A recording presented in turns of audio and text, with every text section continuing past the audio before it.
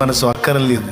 99 నీతిమంతుల విషయమే కలుగు సంతోషం కంటే మారు మనసు పొందు ఒక్క పాపి విషయమే పరలోకంలో ఎక్కువ సంతోషం కలుగుదని రాస్తుంది. పరలోకంలో సంతోషం అంటే ఎవరి సంతోషమో తెలుసు, అది దేవుడి సంతోషమే. ఇంతమంది హృదయాల్లో సంతోషం, ఈరోజు మీ హృదయాల్లో కూడా సంతోషం రావాలి. ఎందుకంటే మీరు ప్రార్థించారు, కన్నీరు గార్చారు. రక్షించండి ప్రభువా, ఆత్మల్ని రక్షించండి ప్రభువా.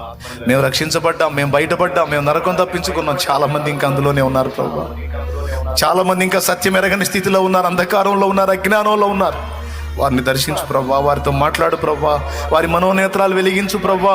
నీ సిలువ విలువ వాళ్ళకి తెలిసేటట్టు చెయ్యి ప్రభువా అని మీరు ఏడ్చారు, ప్రార్థించారు, ప్రకటించారు. ఈరోజు మీ ప్రయాస ఫలించింది. నా యేసయ్య సిలువ వ్యర్థం కాలేదు.